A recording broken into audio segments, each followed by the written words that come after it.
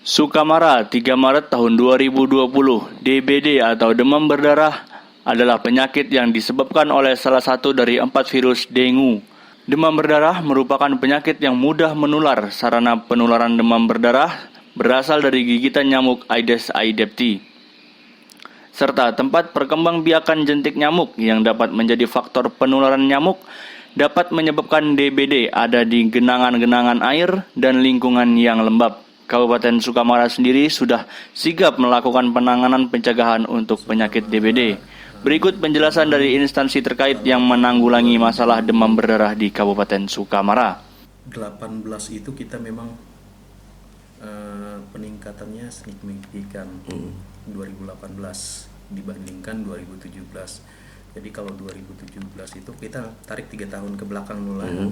Jadi 2017 itu ada sekitar 45 kasus selama setahun kalau 2017, tapi kalau 2018 itu ada kenaikan yang lumayan, jadi hampir 3 kali lipatnya.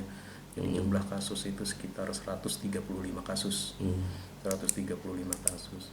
Nah, jadi di 2018 itu memang melonjaknya itu dari pertengahan tahun itu sampai ke Desember itu masih tinggi. Di Januari itu puncaknya, Januari 2019. Tapi habis Januari itu mulai menurun. Puncaknya itu sekitar di Januari 2019 itu sekitar 37 kasus. 37 kasus kalau Januari 2019. Februari mulai menurun sudah. Jadi jumlah keseluruhan kasus di 2019 itu ada 91 kasus untuk DBD di seluruh kabupaten. Sedangkan untuk di Januari sampai Februari ini alhamdulillah walaupun curah hujan dari akhir tahun kemarin lumayan tinggi itu, memang kan kita belum melihat masih cuaca ini terlalu ekstrim itu. Jadi di Januari sampai Februari ini ada 17 kasus tersebar. Ya memang paling banyak masih tetap dominannya di Sukamara, kecamatan Sukamaranya.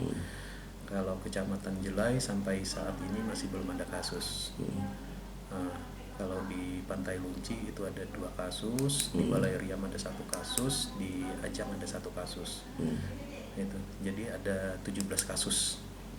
Jadi ya kalau dibandingkan dengan 2019 dengan 2020 dengan periode sama di Januari, memang kita ada penurunan.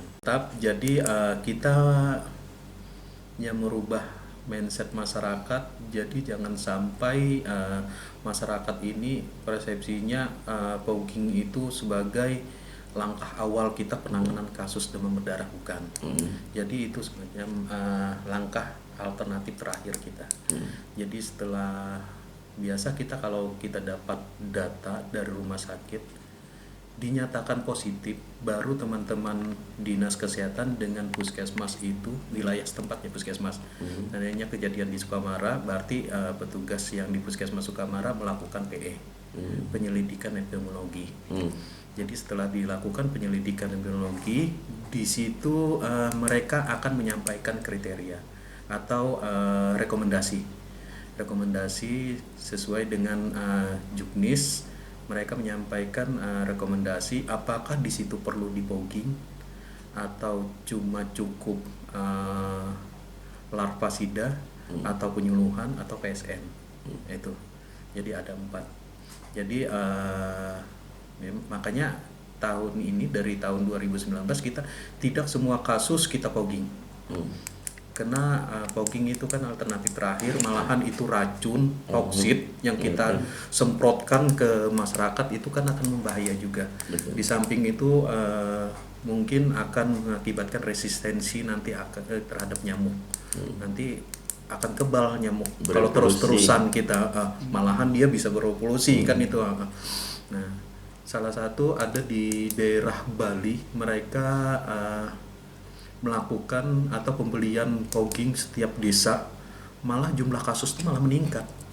Di Jawa mereka malah menggalakkan PSN, malah menurun. PSN apa itu? Pemberantasan sarang nyamuk. Jadi kadar jumantik lah yang turun dengan petugas kita. kalau kader Jumantik itu kan kita sudah latih juga untuk melakukan pemantauan jentik secara berkala. Nah, jadi untuk di 2020 sudah kita informasikan juga baik ke puskesmas maupun kecamatan untuk antisipasi. Jadi kita sudah layangkan surat, memang sampai saat ini belum kita layangkan untuk instruksi. Untuk instruksi dari Bupati belum untuk saat ini. Karena kasus masih bisa kita kendalikan, malahan ini secara bertahap kita menyampaikan ke puskesmas dan Dari Kabupaten Sukamara, Luna Sampurno, SJTV melaporkan. gotong royong untuk pembersihan di wilayah lingkungan rumah mereka.